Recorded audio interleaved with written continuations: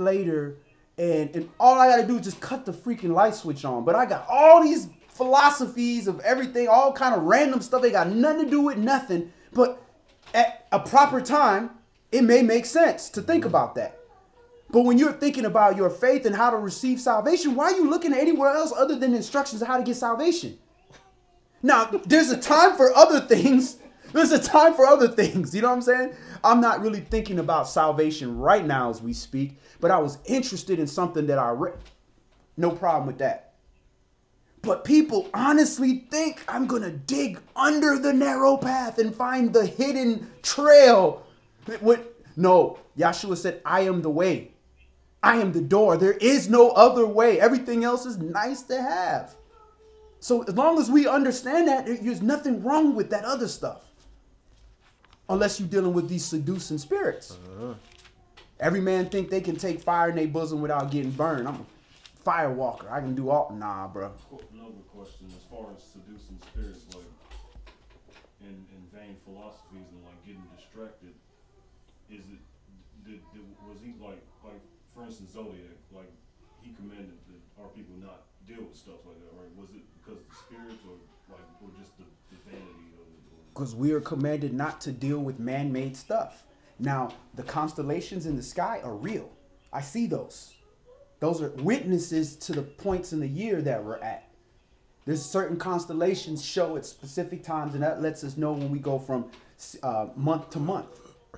It has to align also with the day, the sunrise and the sunset.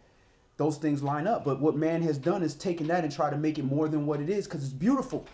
Same thing with the moon. The moon sets our seasons. That's why it says the moon is for the seasons.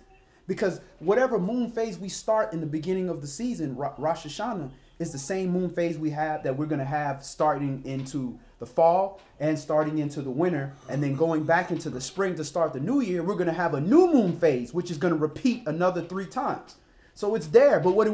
We look at it and say, look, the moon is blood red. That means, it's going to be a lot of bad stuff is going to happen. Who told you that? Yahweh told you that? When the moon turns red, bad things are going to happen. No, Yahweh said when you do transgression, bad things are going to happen.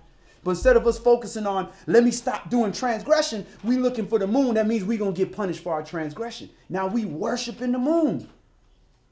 We using that as our governance. And Zodiac is the same thing. I'm a Scorpio, so I got to be a freak. I got to be angry. I got to beat people up. You know what I'm saying? I got to be the most attractive person in the room. I got to be real vain about myself.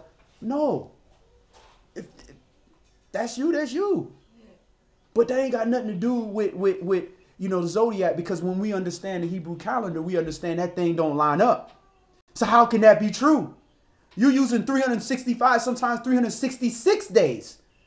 So that when I think my birthday is really in this month, it eventually is not going to be in that month. So how true is that? And are you calculating that? So all philosophy and all those things is the same thing. It's vain and it's seducing if it says don't keep these commandments. Vain and seducing. You ain't really got to keep it. Not really. Because if you dig under the narrow path and swim through the waters under the waters, you can make it. No, bro. Nah, bro. And shalom, Leandra Harrison. Shalom, Sister Tanya, Brother Isaiah. And shalom, Albert Elliott. Good to see you. And shalom, some of the other brothers and sisters that came on. I missed your didn't get to give you a shout out.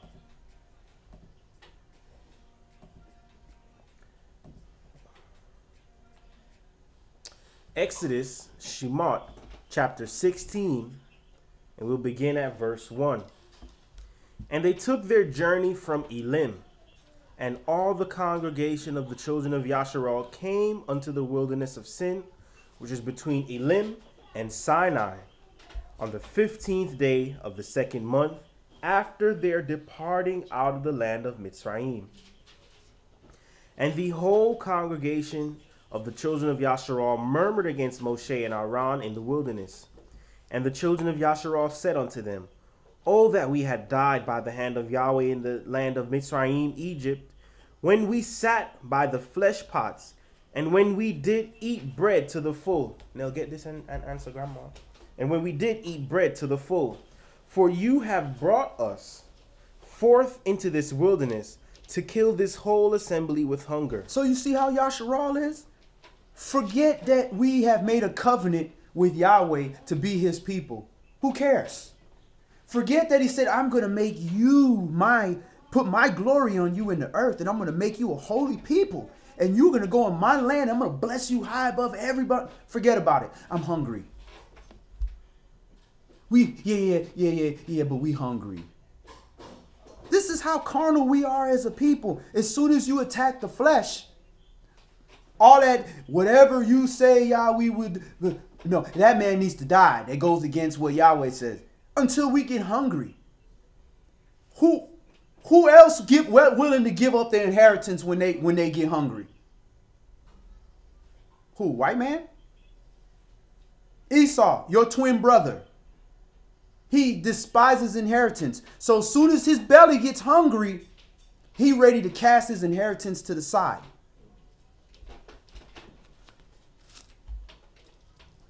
What verse were we? We are in verse 4.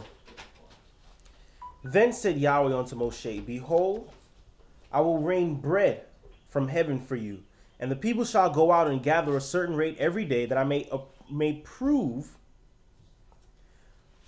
them whether they will walk in my law or no. All right. So Yahweh knows this is how we are as a people. You want to see if they gonna serve you? Hit their stomach. Didn't he do that when we brought us in Egypt? Famine, dearth on the earth. He'll hit your stomach. He did it. This is how you deal with the children of Yashua. Who told him that? Just cut off their water so that they can't get their flocks and can't get their food, and starve them out. And they coming. And they know how to deal with us. Just mess with our stomachs. Stop our food, and we willing to throw our inheritance away because we not realizing Esau in us. There's more to that Esau thing than just your brother. You know what I'm saying? That spirit of Esau can be in us when we decide to act like Esau. When we want to entertain that spirit of, I hate my brother. I hate myself. I don't want to do righteousness. I don't want to do what makes mommy and daddy proud. Mommy being the assembly and daddy being Yahweh. I don't want to make them proud. I want to do the opposite of what makes them happy. That's the spirit of Esau. So Yahweh said, no, I'm going to test these people right now. I'm going to see whether or not they're going to walk in my law. I'm going to tell them you can't get everything you want. Just get a certain amount on this day. Period. And he's going to do it on the most important day, because I'm going to do it on the Shabbat. So we're going to really see what time it is. Everybody say they are serving a Yah when they're eating. Go ahead. Verse 6. Verse 5. Verse 5. And it shall come to pass that on the 6th day they shall prepare that which they bring in, and it shall be twice as much as they gather daily. And Moshe and Aaron said unto all the children of Yasharal at even, Then you shall know that Yahweh has brought you out from the land of Mitzrayim. But you got to be working on this preparation day, because you got to gather twice as much. So you're going to need twice as much spirit to get into the kingdom than what you got now. So in this preparation day, which is this final day, a day is 1,000 years to us is like a day to Yahweh. We in that final day, the latter days, the final thousands of years until Yahshua comes back. So we have to prepare, and we got to do what we need to do. Gather that bread from above, which is every word that proceeds out of Yah's mouth. We need to gather as much as we can and trust that we're going to have twice as much, because we're going to rest when we get into that 7th day. Go ahead. And in the morning, then you shall see the glory of Yahweh, for that he hears your murmurings against Yahweh. And what are we that you murmur against us? And Moshe said, This shall be, when Yahweh shall give you in the evening flesh to eat, and in the morning bread to the full, for that Yahweh hears your murmurings which you murmur against him. And what are we? Your murmurings are not against us, but against Yahweh. And Moshe spoke unto Aaron, Say unto all the congregation of the children of Yasharal, Come near before Yahweh, for he has heard your murmurings. And it came to pass, as Aaron spoke unto the whole congregation of the children of Yasharal, that they looked toward the wilderness, and behold, the glory of Yahweh appeared in the cloud. And Yahweh spoke unto Moshe, saying, I have heard the murmurings of the children of Yasharal. Speak unto them, saying, At even you shall eat flesh, and in the morning you shall be filled with bread, and you shall know that I am Yahweh your Elohim. And it came to pass that at even the quails came up and covered the camp, and in the morning the dew lay round about the host. And when the dew that lay was gone up, behold, the face of the wilderness, there lay a small round thing, as small as the hoarfrost on the ground. And when the children of Yasharal saw it, they said one to another, It is manna, for they knew not what it was. And Moshe said unto them, This is the bread which Yahweh has given you to eat. So this is what Yahweh fed us. He gave us this manna. He gave us this food of the ground, some food of the earth. So if Yahweh give this to us and say this is for you to eat, then that's good enough for you. You think he gonna give you something that's gonna make you lack something, like you're missing something? But no, the flesh wants more. It wants more than what is suitable for us, more than what Yah's given us. And because Yah allows us, because we have that certain power to do certain things, don't mean that that's necessarily good for us. Just because Yah allows us to have it. Go ahead. This is the thing which Yahweh has commanded. Gather it every man according to his eating, an omer for every man according to the number of your persons. Take you every man for them which are in his tents. And the children of Yasharal did so, and gathered, some more, some less. And when they did meet it with an omer, he gathered much and had nothing over. And he that gathered little had no lack. They gathered every man according to his eating. And Moshe said, Let no man leave of it till the morning. Notwithstanding, they hearkened not unto Moshe, but some of them left of it until the morning, and it bred worms and stank. And Moshe was wroth with them. And they gathered it every morning, every man according to his eating. And when the sun waxed hot, it melted. And it came to pass that on the 6th day they gathered twice as much bread, 2 omers for one man. And all the rulers of the congregation came and told Moshe. And he said unto them, This is that which Yahweh has said, Tomorrow is the rest of the holy Shabbat unto Yahweh. Bake that which you will bake today, and seethe what you will seethe, and that which remains over lay up for you to be kept until the morning.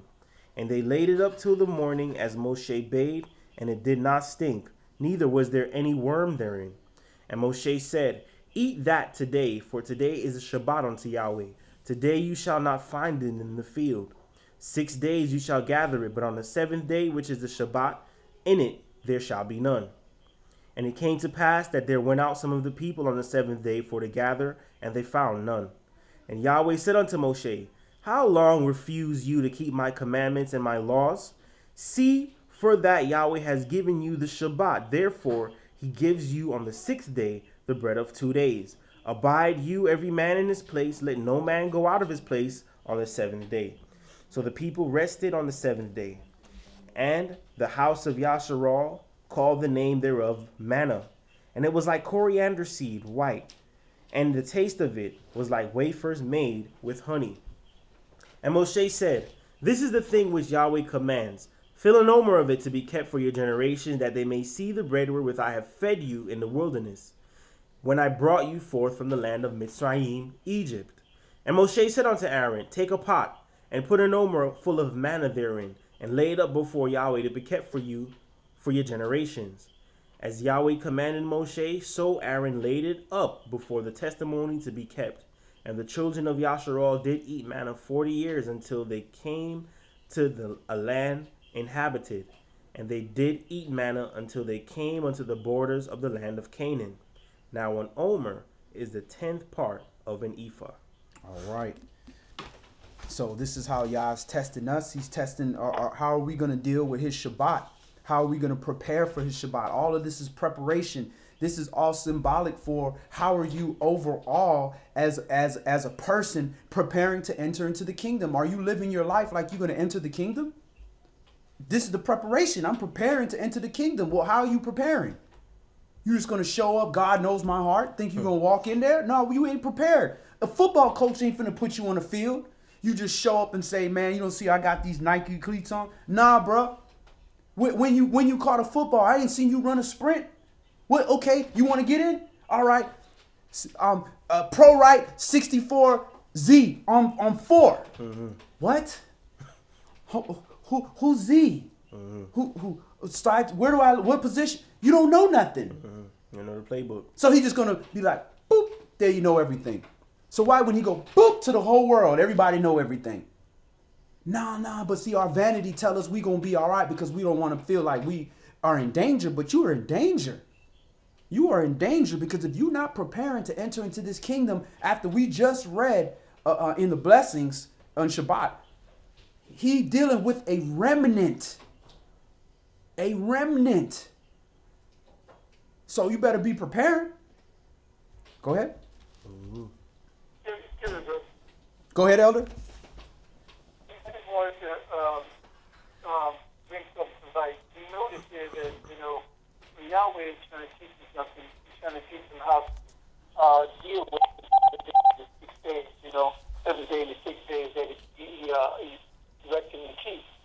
You notice that he did not kill anyone this time when they went out on the 7th day looking for more food. Right. He just, Moses was really angry with them because they're not paying attention, they're not, believing what Yahweh is saying to them. But remember that the one man that went out got sticks. They killed him. He Yep. died.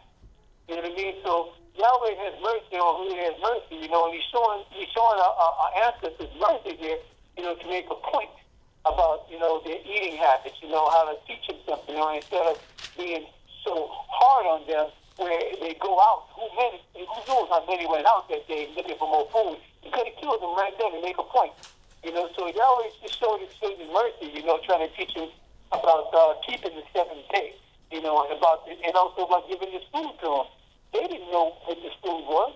They couldn't identify this food, so they gave a comparison of what the food, could be. So we know that it was greatly nutritional. Right. For their bodies, it gave their body everything that they need, and it's talking about reference points, tastes like coriander seed and honey, which we know that for Passover, Aisha, and also you did also use, I think, coriander seed. We ground it up and we also made, the Pesach, for that holy day. And right. we know what that tastes like.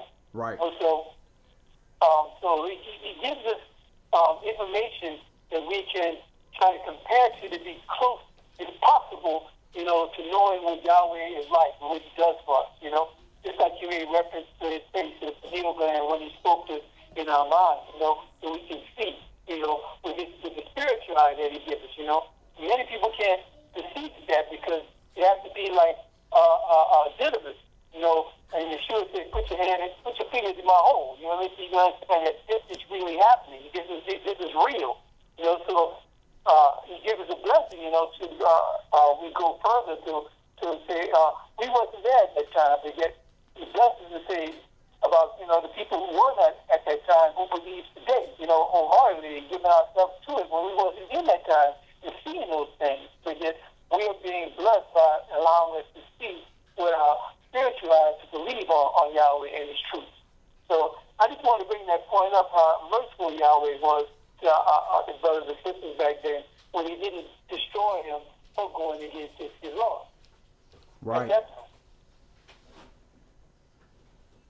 Right. All praises. Let's move on. Let's go to 1 Samuel chapter 7.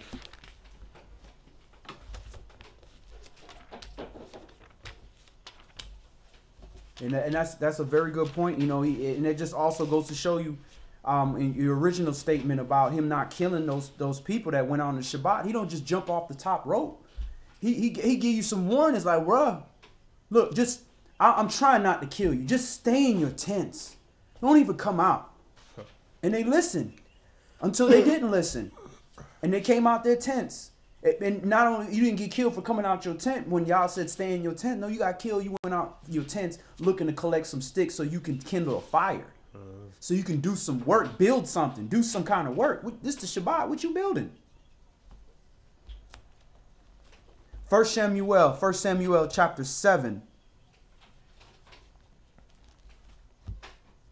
In verse 1.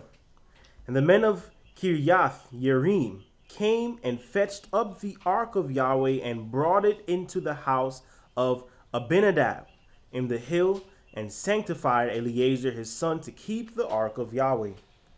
And it came to pass, while the ark abode in Kirjath Yearim, that the time was long, for it was 20 years, and all the house of Yasharal lamented after Yahweh.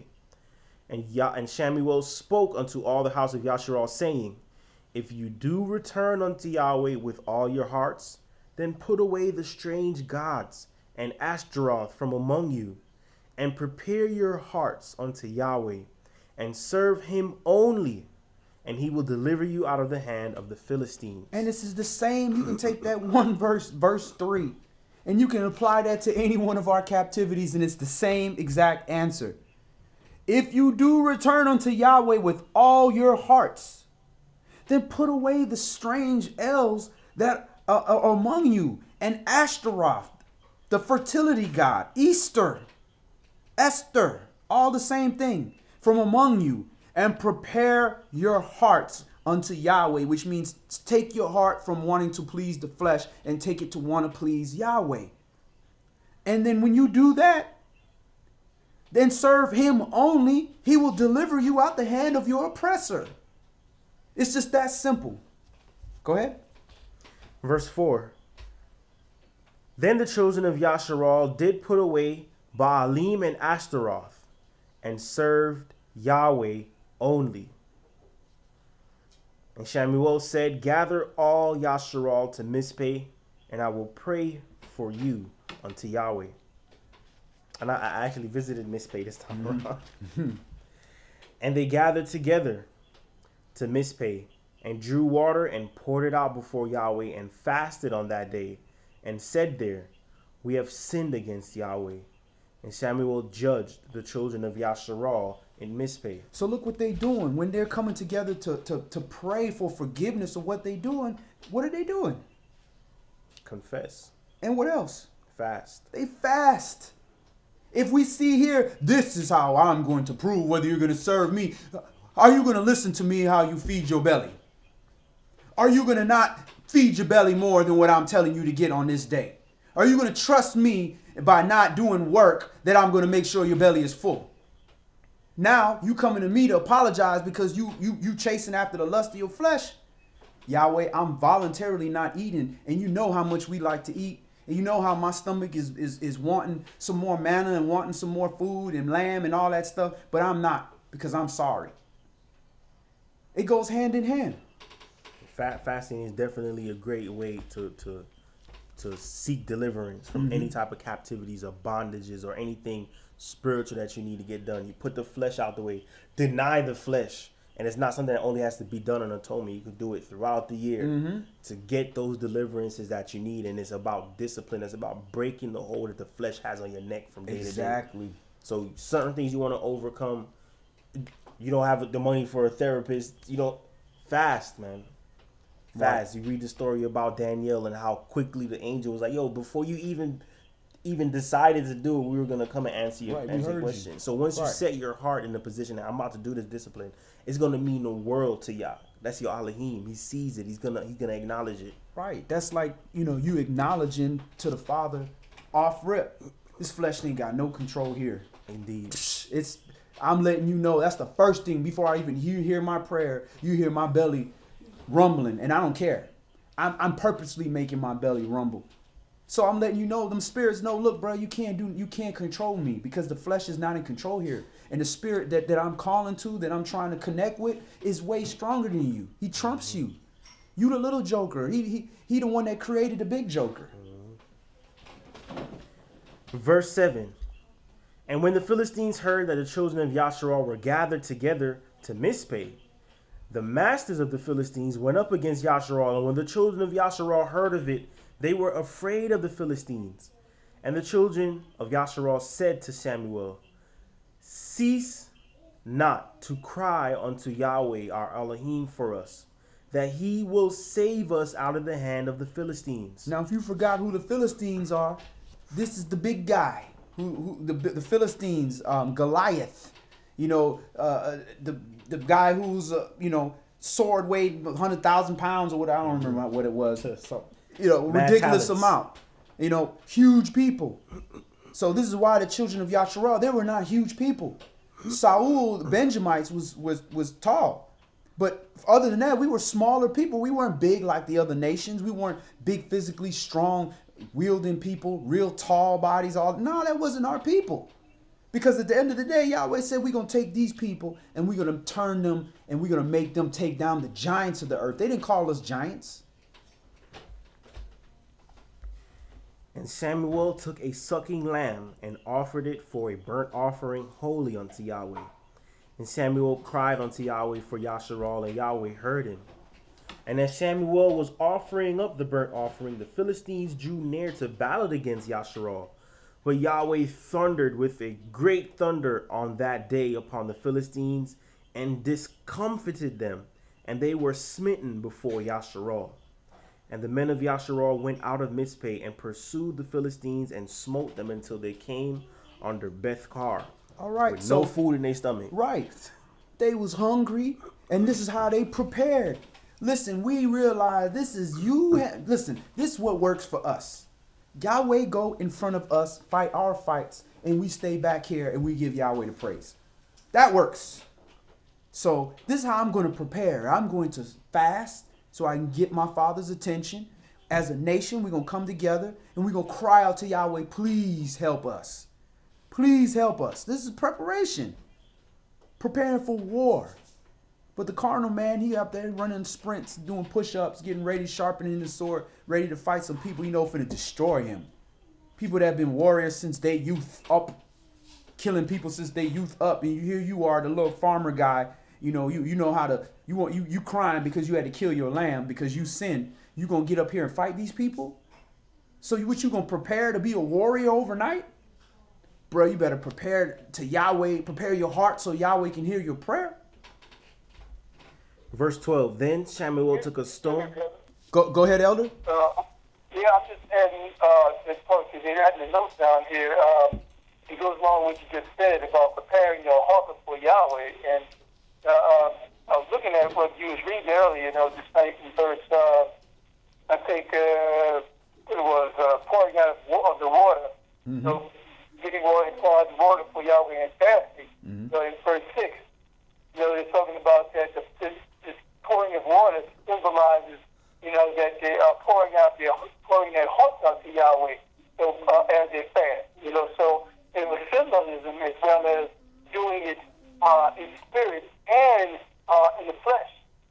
So I wanted to bring that point up that when we go before the Father and we're fasting, it's not just that we're not eating, making a sacrifice for the Yahweh, but also we're pouring out our hearts to the Father, focusing on the Father, so He will have mercy upon us, and hear our pledge, toward it, So I just want to bring that point out that our brothers and sisters learn how to, go before the Father to invoke Him to hear their prayers.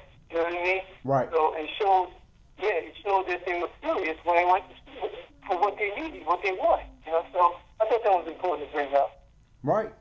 That verse 6 and all that, it goes right with verse 3, where he's telling you, look, man, prepare your hearts unto Yahweh. Put away those idols. Stop praying. And he's telling them to put away the idols because you best believe they over there praying to these idols. Oh, God of the stick. Oh, God of many fertile eggs. Oh, God of this.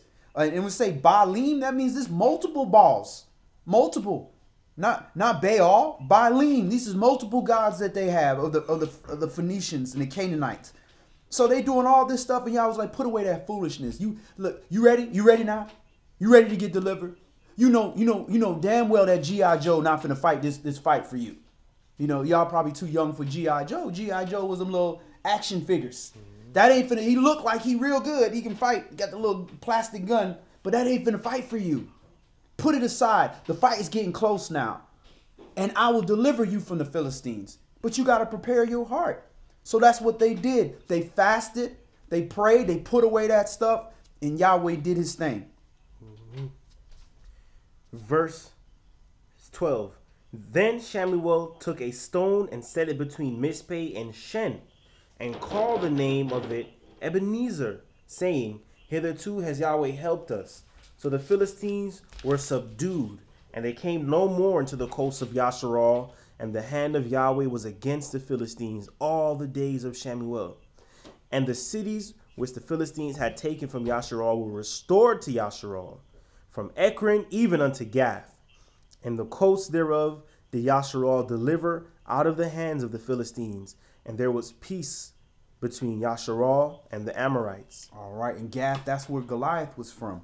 So you see how Yahweh delivered when we prepared our hearts. He you think, just like the same thing is like you got a son that run his mouth and he likes to get in trouble. And when he gets in trouble, he went, Daddy, you trying to hurt me.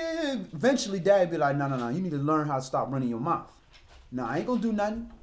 Go out there, you better fight that boy. You grown now. You not a little baby no more. You a grown kid, so you can deal with this other kid. Yeah, he bigger than you, but you gonna have to go out there and do your thing. And that's how Yahweh do us. He allow us now. You want to be a spoiled brat? You want to act like an idiot? I'm gonna let you get your behind whooping. When you come back running with your tail from between your legs, I'm gonna dust you off. I'm gonna pat you and I'm gonna whoop your behind again for getting your behind whooped. And then I'm gonna send you back out there to go fight that fight. And then now when you're prepared, now the spirit of your father is going before, and you show up and you realize I didn't be a coward. I showed up, then I didn't have to fight the fight no more. Mm-hmm. I showed up and a bully backed down and ran away because he was afraid, because Yahweh put the spirit of fear in them and they ran away. And if they do show up, guess what? Yahweh on your side. He ready to fight because you prepared your heart. Let's move on. Let's go to Malachi chapter 3 or Malachi chapter 3, last book of the Old Testament. Right before we went back to Babylon. For a second tour. It was almost like Iraq for a second tour. Mm-hmm. I think the first time we went in there was what, 7 years? Or it started with like 7 days? Babylon. 7 days. And then the next captivity, we went into Babylon. It was 7 years. Then Yahweh said, all right, this time, y'all ain't going nowhere. Get yourself comfortable. Start planting some food. You ain't going nowhere. 70 years. Then from there, and I restored your kingdom, and you still got you. 400 years. And some. Go ahead. Behold, I will send my messenger, and he shall prepare the way before me, and the sovereign whom you seek shall suddenly come to his temple, even the messenger of the covenant whom you delight in. Behold, he shall come, says Yahweh of hosts. All right, so there's a lot in that one verse. Notice this, it says messenger. What's that Hebrew word for messenger? 43:97. 43:97. Malak. So is he saying an angel is coming? It could be. Malak. From an unused root meaning to dispatch as a deputy, a messenger, specifically of Elohim. An angel, also a prophet, priest, or teacher. Ambassador, angel, king, messenger. So I think the difference would be like the Mikudo points, where certain variations of the pronunciation will give you a different meaning. Right. But it's also letting you know that an angel is just a spirit. So the Mashiach is just a spirit as well, until he manifested into the flesh and became Yahshua HaMashiach.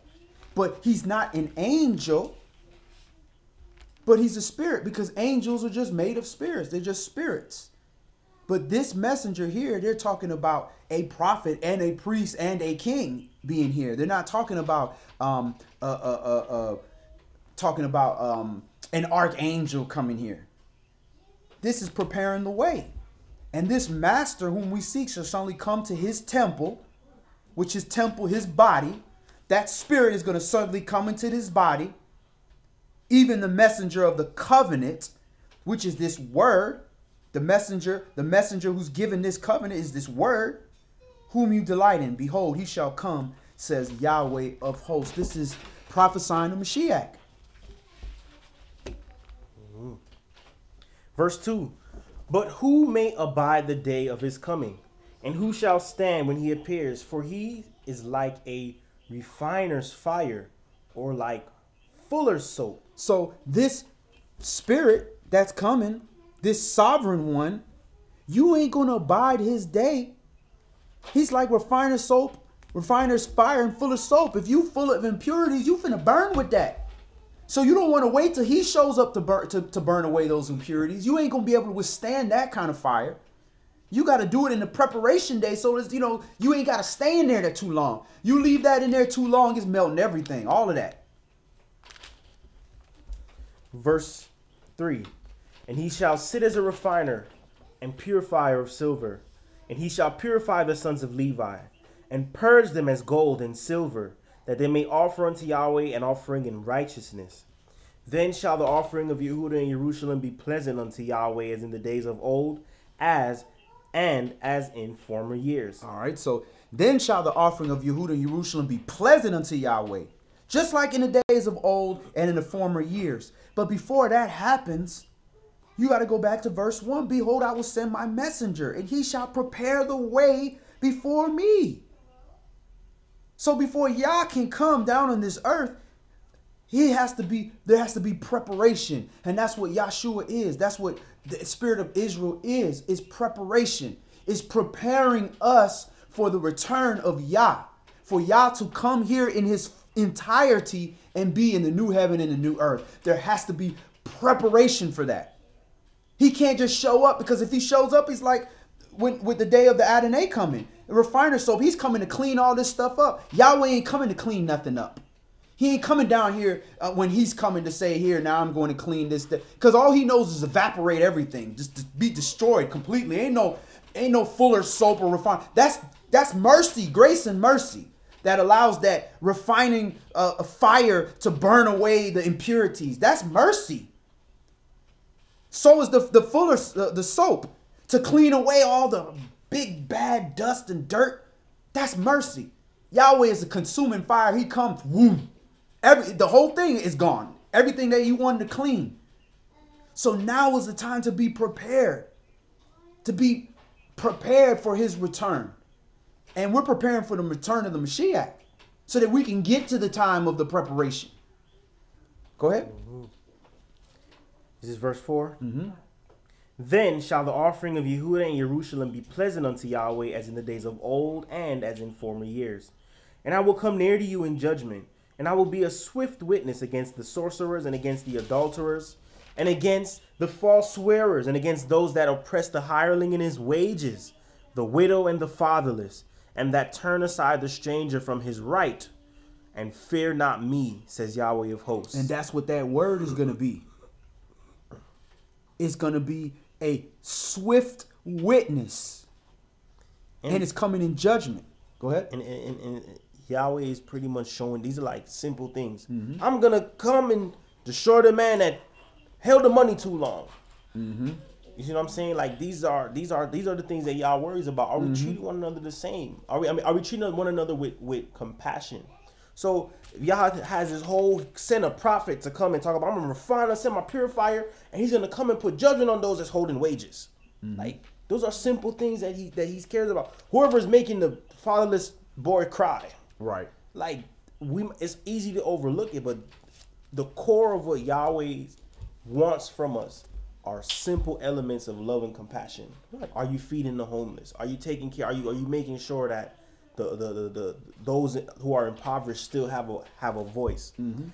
Those that turn aside the stranger from his right. He didn't say those that went and committed a bunch of school shootings. I'm sure that that's that's gonna fall under the judgment. Those who did the Tuskegee Institute and injected all those men with syphilis. Like we thinking, right? It's got to be that complex. No, it's simple things. As simple as you held that man money for a week longer than you were supposed to. Knowing he needed that money, and you knew he needed it. His kids needed food that night. Once you come to understand that these simple elements that Yah cares about, DNA is made out of simple elements. Create a whole human, adenosine, guanine, regular compounds. So we have to understand that these simple stuff are the DNA of all morality. If you cannot focus on the young ones who have no father and making sure that don't ignore him because you know, he's missing a ample part of his He upbringing. needs you. Right. He needs y'all to come in and be in place of him not having a father. If we can't condescend our mind to those low things, we have no business worrying about nothing else. We're not in the room to judge. We're not in a place to judge.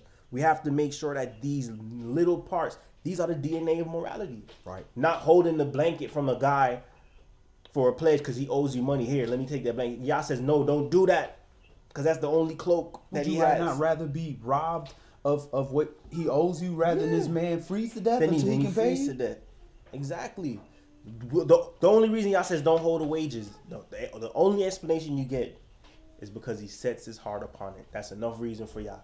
His heart is set on his money. Right. Don't rob him of his desire. Simple as that. So if we can get those simple elements in our minds, it's a perfect building block and a perfect foundation for doing greater works. Right. And it's as simple as saying, if you knew this is Yahweh's son, his baby son, right there, how would you treat him? You treat him, you would do all these things to him? Mm-hmm. No, you wouldn't. But guess what? That shows you the condition of our people. Yes, we did. Mm-hmm. They knew that was Yah's son. So that shows you the condition of our heart and how bad we need these commandments. Yeah. And if we haven't gone through the process of like softening ourselves, it's easy to overlook that. It's easy to say, oh, it's not that big of a deal. If we haven't made ourselves easy to be entreatable, that one sentence is be like, oh man, that's deep. Right. You know, if we haven't done that and unclogged our ears and that hardness that we have where everything has to be a hard hit, everything has to be dramatic. No. Right. Start quieting your soul so you can like hear the simplicities of his word, and that's how you start getting to that character. And they don't have to be complicated. The simple elements that Yah focuses on. Right. When he says, and fears not me, says Yahweh of hosts. So he lets you know you don't it's fear. Attached to his fear. You don't Yahweh him. If you doing all these things, you ain't got no fear of Yah. If you do, where is my honor? Where is my fear? I'm your king? Really? Mm-hmm. Where's my honor? Where's my fear? Where's my Yahweh? Mm-hmm. Go ahead. For not listening to your mom. Right. And finish that at verse 6. For I am Yahweh, I change not. Therefore you sons of Jacob are not consumed. I change not. So he didn't change. His whole perspective of his ways has not changed to the slightest bit. So we can sit here and read 1,000-year-old writing and it hasn't changed. The same spirit is there. Let's go to the conclusion. Let's go to Yohanan, John chapter 14. We're going to read 1 through 7. What's happening in Israel is that there's a hardness going on. Everybody feels that everything has to be excessively philosophized. Right. You know, and it's really causing the babes to stumble. I'm watching it happen. It's causing, because now no one knows how to come to Yah in innocency and sincerity. It has to be like a, you don't have to be no army soldier to come to the Most High at all. Whoever comes to him as a babe, and he'll put the spirit within you that you need to have at the appropriate time and let you know when it's appropriate to be in your war attire, when it's appropriate to be compassionate, when it's appropriate to hate that person, when it's appropriate to show love. Right. But on all things, you read this word, Yah makes it clear, defer and err on the side of compassion. Right. Defer and err on the side of empathy. But if we don't know that basic element of Yah, we don't have no business going into his anger, because the reason he's angry is because we forgot this prerequisite. Right. The love aspect. Loving the fact that, these children need fathers in their home. We don't know that, then you really don't have no business trying to step up. I'm a soldier, or Yah, I'm gonna wear this, and this is my girdle. You know how to love, bro? Right. You didn't know that was a prerequisite, like having compassion for the youth? Right. It's driving me absolutely nuts, and I think that we're losing sight of what the truth of Yah is. Right. Right. Yohanan chapter 4 and verse 1. 14. Oh, 14. Mm-hmm. Let not your heart be troubled. You believe in Yahweh, believe also in me. In my Father's house are many mansions. If it were not so, I would have told you. I go to prepare a place for you. So he prepares a place for you. He's preparing a place for righteousness. He's like, look, all righteousness is going to be here. I'm preparing a place. Watch, because I'm going to wipe all this wickedness away. I'm coming after my people. The adversary is trying to come after the remnant that keeps the commandments. Yahshua not worried about them. You ain't going to touch any one of their hairs. I'm not even... They angels taking care of that. Me and my 144, we coming to wipe the wickedness. We preparing a place for you. So you can let Yahshua prepare that place for you when he comes back. Or you can try to prepare a place for you in the kingdom, so that place that Yahweh is prepared for you through his son, this word, is for you. And the other place that he prepared for those that don't want to keep his commandments, that place ain't for you, the lake of fire. So this is how you show the Father. I want to be those people that Yahshua prepared a place for. He prepared a place for those that keep the commandments, those that have their name written in the book of life, those who know how to love, which is Yah's way. And sometimes love can be a little aggressive. Sometimes it could be painful. But at the end of the day, if you understand Yah's ways, it's always for your benefit. Go ahead. Verse 3, and if I go and prepare a place for you, I will come again and receive you unto myself, that where I am, there you may be also. And where I go, you know, and the way you know. Thomas said unto him, Master, we know not where you go, and how can we know the way? Yahshua said unto him, I am the way, the truth, and the life. No man comes into the Father but by me. All right. So, well, how do I get to this place you prepared? How do I get in there? You know, your way, you're leaving to prepare the place. Where are you going? I'm going in you. The Spirit is going in you. I'm going back to my Father, but don't worry, I'm leaving something for you. And I'm preparing a place. I'm preparing you. I'm teaching you how to do what you need to do. How to walk in righteousness, giving you an example of, in the flesh, a man walking perfectly. I'm giving you that example, preparing you, showing you, rebuking you, chastening you, admonishing you, so that the Spirit I can dwell in you, so that you can be prepared to go into the next level, the next phase that I prepare for you, which is the kingdom of Elohim, New Jerusalem. All of this preparation going down, but you got to do your part. If he's not just going to snap a finger and allow you to come up in there, you got to do your part. Verse 7, if you had known me, you should have known my Father also, and from henceforth you know him and have seen him. Philip said unto him, Master, show us the Father, and it suffice us. Yahshua said unto him, have I been so long time with you, and yet have you not known me, Philip? He that has seen me has seen the Father. And how say you then, show us the Father? Believe you not that I am in the Father, and the Father in me? The words that I speak unto you, I speak not of myself, but the Father that dwells in me, he does the works. Believe me that I am in the Father, and the Father in me, or else believe me for the very work's sake. Verily, verily, I say unto you, he that believes on me, the works that I do, shall he do also. So if you believe on this word, then you do the word. You do it. You believe it, so you do it. And the same works that I do, you shall do also. And greater works than these shall he do, because I go unto my Father, because I'm not restricted to the flesh no more. I'm spirit. That means I can divulge that spirit however I want. I can give you all these gifts that I had. Here, I can give it out because I'm not restricted to a physical body. Because remember, he retained the spirit and held the spirit. So if you believe in the Father, you believe in him. You don't believe me for the very work's sake, because I'm showing you the Father's in me, because I'm showing you the manifestation of this righteousness, which is this word. So that's all we're going to do today. Remember, this is a preparation. Even these new months of preparation is preparing us to come together for these holy days. That's the whole purpose of these new months, so that we can keep a track of these months and we're not busy being lunatics, looking up at the moon, thinking, oh yeah, look, it's a crescent moon. No, it's the full moon. No, it's a dark moon. Man, it's not the moon, period. He got y'all arguing over the moon.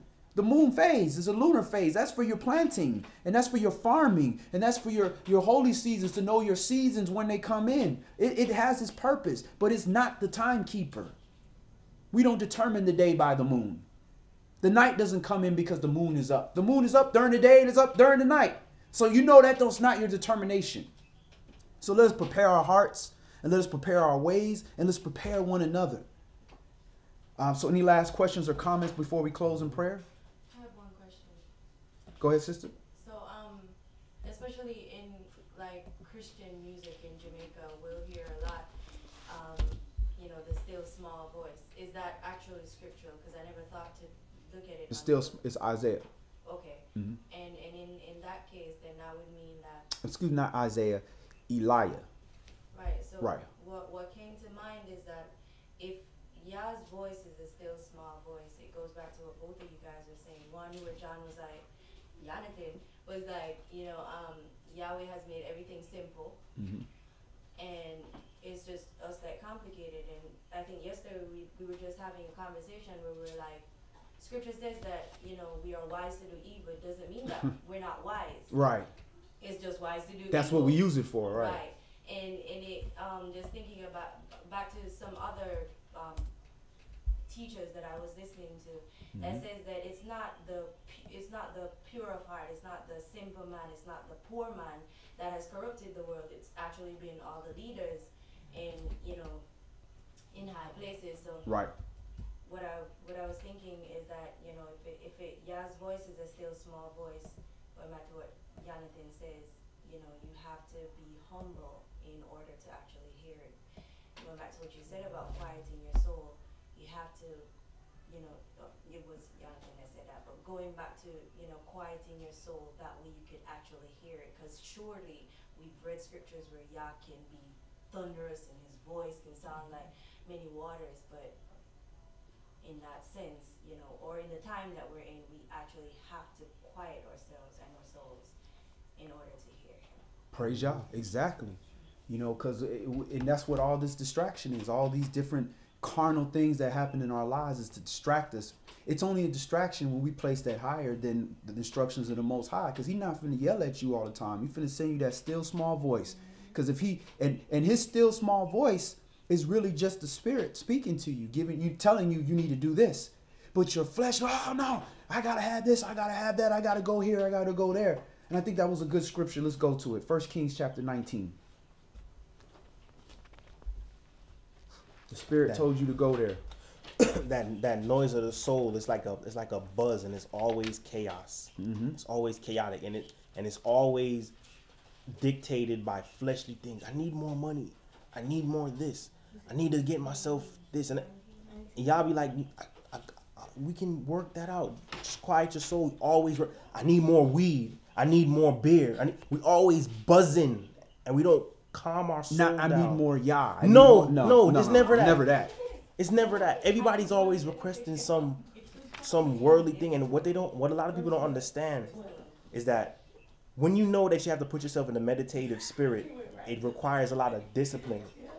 So if the things of the world are drawing your soul away, you have to look at it like that stuff is pornography almost. Right. And every time they come, it's like I'm trying to clean myself up, and you keep showing me this porn all the time. How am I supposed to overcome any addiction if you keep showing it to me all the time? So we need to, like the fastings and the stuff, those things remove you away from it. And I could tell that I could tell the difference of when your soul has that buzz and the clutter and all these desires. It's always flesh. And music pump that in you too. Like the aggression pumps a lot of noise in your soul as well, because it's frequency. Mm-hmm. But when you start to just quiet yourself, and you get on another wavelength, you start seeing, oh, I'm an angry person. Damn, I'm impatient. But if you're not doing the things to separate from the world, and everyone's always showing you that porn of the soul, like soul porn. Say anything you want, when you want it. That's soul pornography. Like it's just the bare, raw, carnivorous carnality of the ravenous spirit. It's not righteous. It's not righteous. And when you hear people talk certain ways, you see like, damn, that's that soul porn. That's soul pornography right there. I'm trying to be covered. Mm-hmm. I'm trying to get modesty of my heart, and y'all keep showing this, and we don't. Right. And because we don't separate from it from time to time, it gets hard to realize like, wow, that's a very wrong spirit I be entertaining at times. Right. It gets real hard. And it's not necessarily what you say or how you say it, but it's the message, the spirit that's delivered in it. Because somebody can sit here and read this word so nicely, but you just, like when you hear the KKK read these scriptures, you like, oh, I know what you're about. Goodness, but they're reading the same book you're reading, But the spirit that is being delivered, you can't fool that. And again, the pineal, for the pineal gland, is the face of Yah. That's your spiritual antenna. When your antenna is picking up all this interference, you can't hear the music. You want to hear the songs, all this different stuff. And that's what all that, like you call spiritual porn is.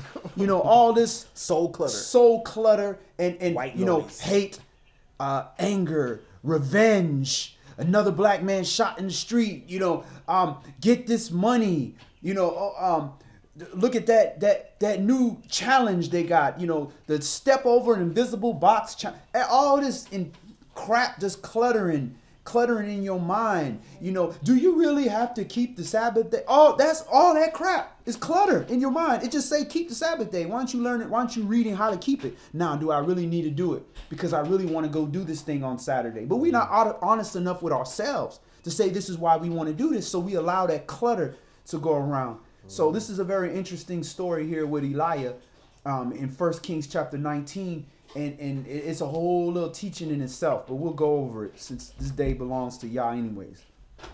This is Kings 19, verse 1. Rishon Malachim 19 and verse 1. And Ahab told Jezebel all that Elijah had done, and withal how he had slain all the prophets with the sword. Then Jezebel sent a messenger unto Elijah, saying, So let the mighty ones do to me, and more also, if I make not your life as the life of one of them by tomorrow about this time. Woo! She talking like a man right there. That's that Jezebel spirit. Boy, she make the manly threats. You threatening a man. First of all, you using the authority of your husband to do wickedness. Jezebel spirit. A strong sister is not a Jezebel spirit. That doesn't make her a Jezebel because she can speak righteousness and speak confidently. That's what an oppressor says. No, a Jezebel spirit wants to use authority that doesn't belong to her to do wickedness. That is a Jezebel spirit. And she is mad with Elijah because Elijah had, if I remember this correctly, correct me if I'm wrong, Elijah had the priest of Baal. Oh yeah, we gonna throw a party for all the balling, all the priests of Baal. Lock them doors. They locked them doors and he went to work. And they killed all the priests of Baal, all the prophets of Baal. Was that what happened in this situation? So that where they get locked in was one of the kings of Israel did that. I think it starts with an A. But he came and slew them after all that stuff happened on the mountain. That was okay. Elijah. So it's a different. So it's a merger of the two stories, but it's about the same. There was some killing going down. Yeah. That's all I remember. A lot of prophets of Baal got killed. A lot of idol worshipers got killed, and Jezebel was not happy about that. Go ahead. Verse 3. And when he saw that, he arose and went for his life and came to Beersheba, which belonged to Yehuda, and left his servant there. But he himself went a day's journey into the wilderness and came down and sat under a juniper tree. And he requested for himself that he might die and said, It is enough. Now, O Yahweh, take away my life, for I am not better than my fathers. I'm tired. Yeah, I've been doing this for a long time. They've been killing me. They always trying to kill me. Look, I'm tired of looking over my shoulder because she getting prophets killed. And she know I'm a prophet of Yahweh. She trying to kill me. I'm tired. I'd rather just die now. That way I ain't got to be worried about when I'm going to die. Nah, you die when Yahweh say you die. Your job end when Yahweh say your job end. He'll send somebody for you. Go ahead and anoint this prophet right here. Or you die. That's how you know your job is over. Go ahead. Verse 5. And as he lay and slept under a juniper tree, behold, then an angel touched him and said unto him, Arise and eat. And he looked, and behold, there was a cake baking on the coals and a cruse of water at his head. And he did eat and drink and laid him down again. And the angel of Yahweh came again the second time and touched him and said, Arise and eat, because the journey is too great for you.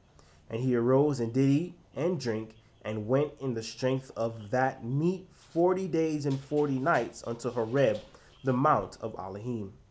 And he came there unto a cave and lodged there. And behold, the word of Yahweh came to him and said unto him, What do you here, Elijah? And he said, I have been very jealous for Yahweh Elohim of hosts. For the children of Yasharal have forsaken your covenant, thrown down your altars, and slain your prophets with the sword. And I, even I only am left, and they seek my life to take it away. And he said, Go forth and stand upon the mount before Yahweh. And behold, Yahweh passed by, and a great strong wind rent the mountains and brake in pieces the rocks before Yahweh. But Yahweh was not in the wind. And after the wind, an earthquake. But Yahweh was not in the earthquake. All right. So, oh Yahweh, woe is me. This is just so hard. Everybody wants to kill me, and I'm not mocking this great prophet, by the way, but I'm just making a point, because this is Elijah now. You wish you'd be righteous enough to be taken up, but this is the point that I'm making. That spirit, I'm so much. It's so hard. It's so hard. Yahweh sent earthquakes, fire, all this stuff. Man, you think I ain't in control of this stuff? But that wasn't me that did this, because I wasn't in the wind. I wasn't in the earthquake, but I'm in control of everything. So just do the job. Don't worry. When it's time to go, you'll know, because you're gone. You'll be gone. Go ahead. Verse 12. And after the earthquake, a fire, but Yahweh was not in the fire. And after the fire, a still small voice. So after all this confusion and destruction, and they want to take your life and all that complaining, man, Yahweh is in control. Now that you realize, okay, I forgot, because of my flesh is in fear. It's a normal reaction for anybody to be that way, or else we would cease to be here on this planet, because we would just run off a cliff. I don't fear anything. Just die. We would chase a lion and run with a lion because you want to, see how his fur feels.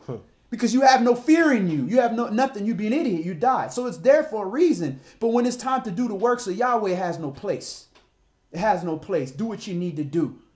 That still small voice came to him. That same voice that been leading him all this time, because this is one of the greatest prophets. This is the spirit that's supposed to come, that came into to Yohanan the Baptist. So this was a righteous spirit that this brother had.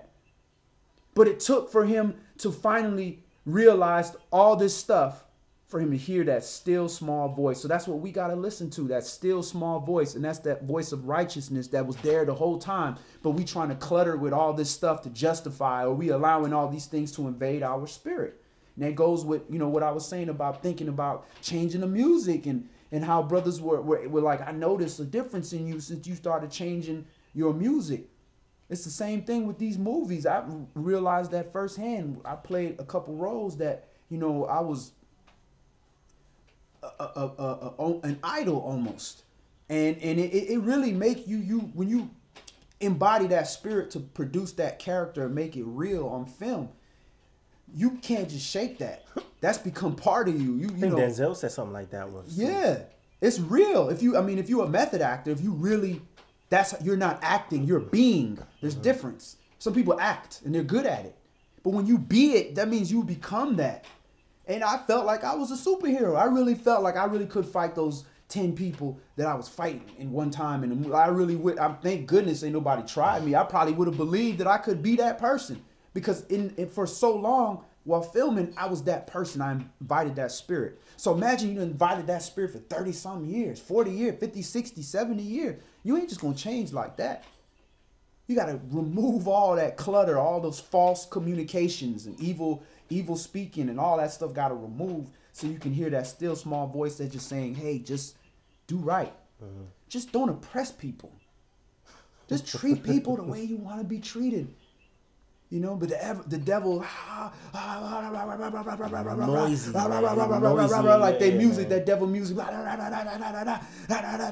and it's just, and that's all that's out there. It's loud, but all you got to do is, man, let me stop. I don't what how to meditate. What is crazy me? I don't want to hear that. Let me just meditate. And when you first meditate and you really try to sit there for a while, think about all the clutter that's in your head. Busy. My goodness. It's all, you cannot focus a thought on righteousness. It's everywhere. All this stuff. You're like, where's this stuff coming from? That's that clutter that you're talking about.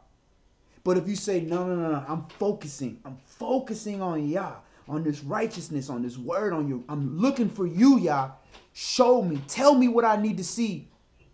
Because you focused it, eventually, then the radio signal comes in and now you can hear that. Stop coveting. Thank you, Yah. Do not lie. Stop stealing. That doesn't belong to you. Stop it. All right. Thank you, man. I had a miracle breakthrough the other day in meditation. Yah told me to stop stealing. Oh, man, brother. Really? I wish Yah would talk to me. You know what I'm saying? Like, what? All right, so that's all we're going to do today. Any last comments? All right. I think that was a great scripture to bring up. Okay. Go ahead, Elder. Yeah, I just wanted to answer, when you was reflecting on that small, still voice, I was looking at the references, and, Yah 4:16, and then Zechariah 4:6, and we are more familiar with Zechariah 4:6. But I'm going to read quickly, Yah said, "It stood still, but I could not discern the form thereof. An image was before mine eyes. There was silence, and I heard a voice saying."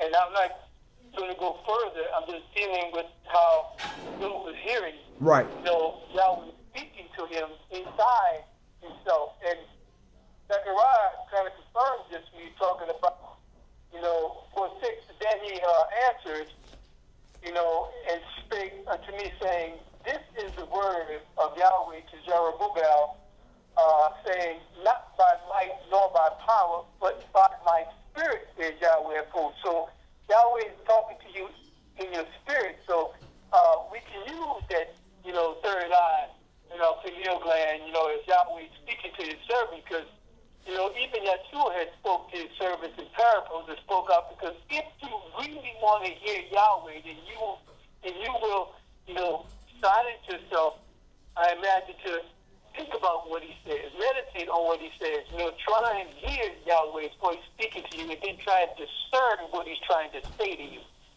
So that fasting, sums up that you're fasting and you're trying to keep your mind on the Father for a purpose.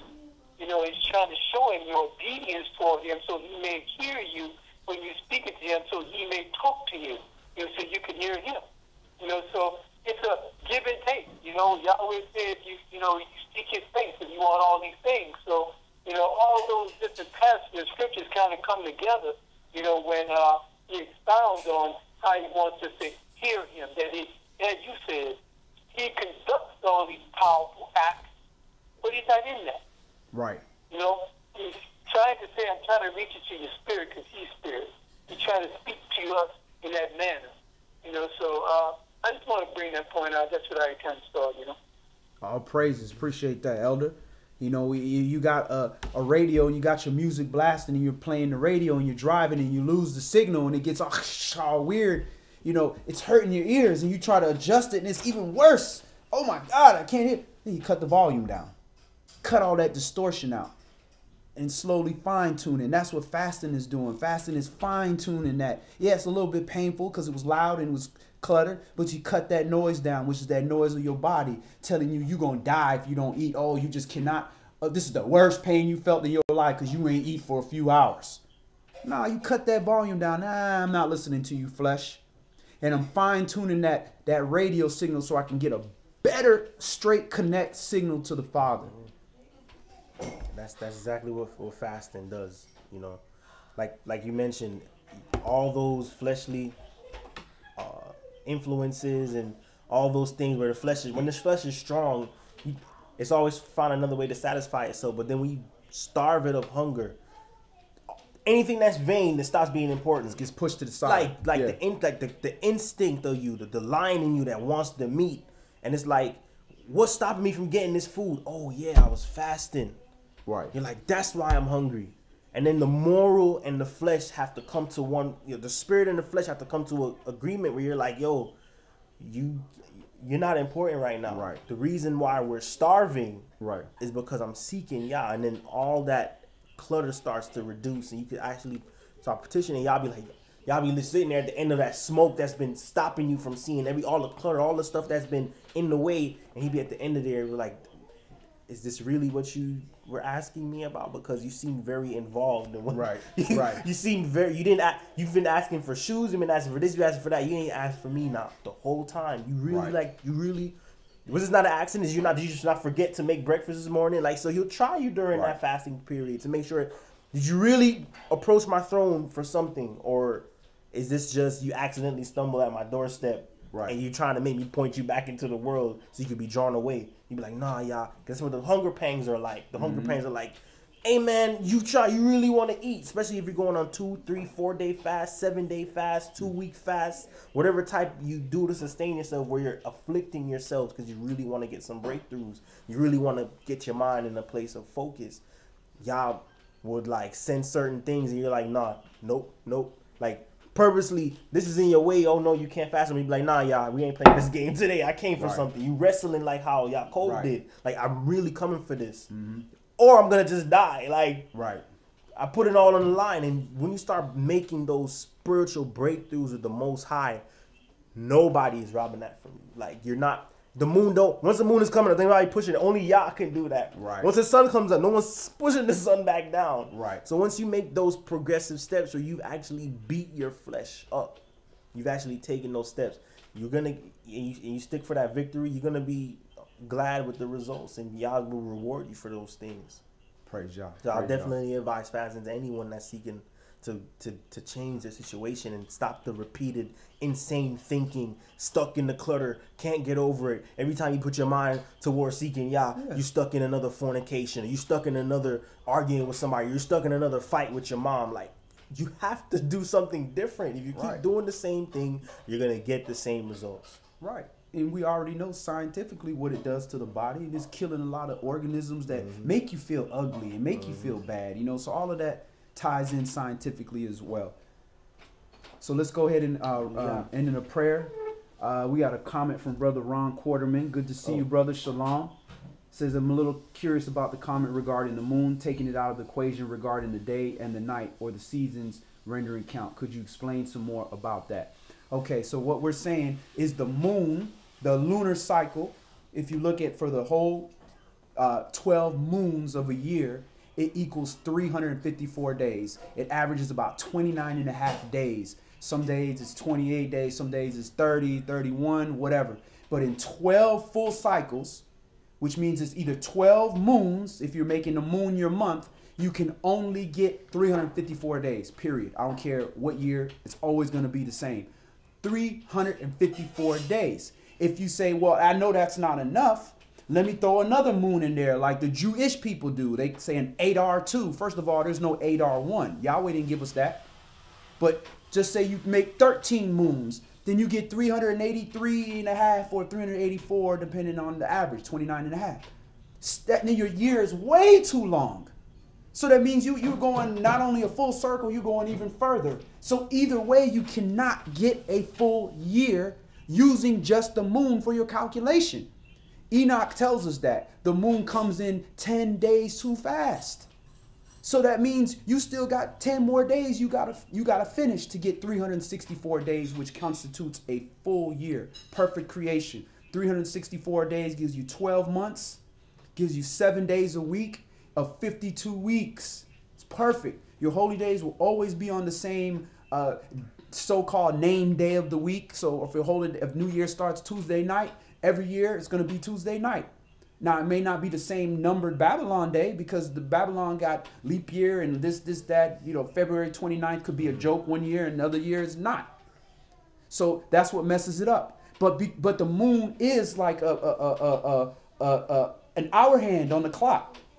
It's very similar because every moon phase, if you study the moon phase, the moon phase that we are going to have going into the new season after this month, so going into Teruah, trumpets, the moon phase that's in trumpets is the same exact, and you can look this up. It's going to be the same exact moon phase as it was going into the beginning of the summer.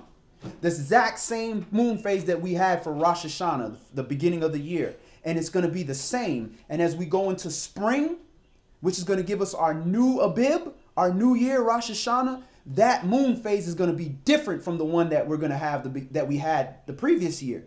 So it keeps moving and changing the moon phase. So it's like the hour hand on the clock. So that is like a third and fourth witness of a new month, of a new season, because you have the stars. A certain constellation is going to come in every season.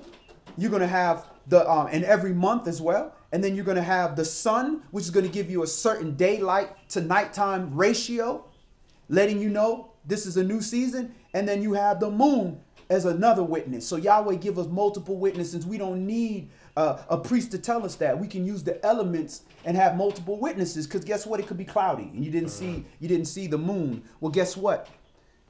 You can see the constellations up. So you know, okay, I didn't see the moon from where I was that day, but the next day I saw the constellation. That constellation couldn't be here unless the year started. Or if you're calculating the days, the daylight nighttime ratio, equal day, equal night.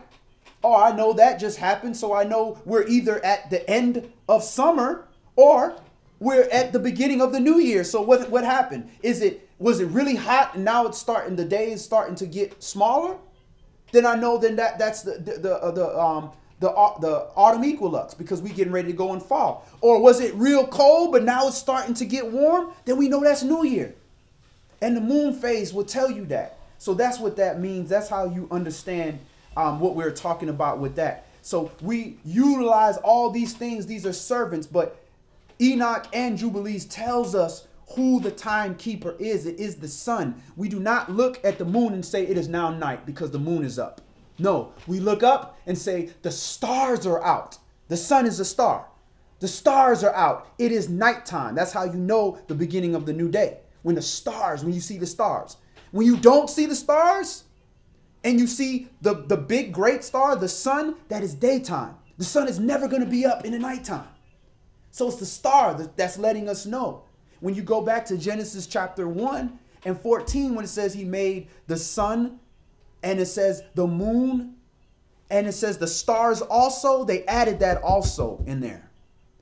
It was the greater light to rule the night, the day, and the stars to rule the night. It was the proper understanding of that. And you can check that in your Strongs, and you can see they added stuff in there. They removed that. They put that in there to give you a thought like they were talking about the moon, like that was the greater light to rule the night. The moon has no light. It's a pretender. It's using the light from the sun and the light that reflects off the earth. It don't have a real light. It's pretending, but it has its purpose. The portion of light is letting us know what season we're in. So that's what it is. We have classes on that. If you have any additional questions, you know how to reach Brother Yonatan, or you can send us an email, or you can, Yonatan give you my number. We can go over that stuff and we can precept that. And we're open to always looking at that.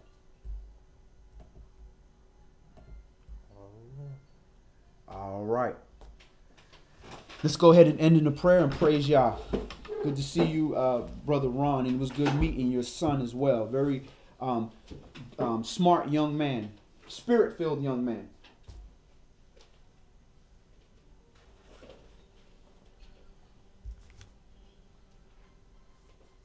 All right. All brothers remove the head coverings. All sisters pray with the heads covered, and we face the east towards Jerusalem. Let's also keep his son in prayer as well. Okay. And it's also lift up your son in prayer as well.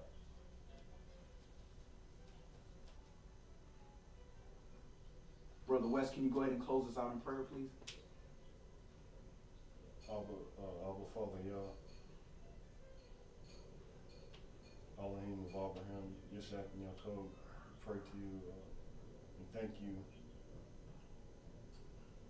for allowing us to see another one of your new months.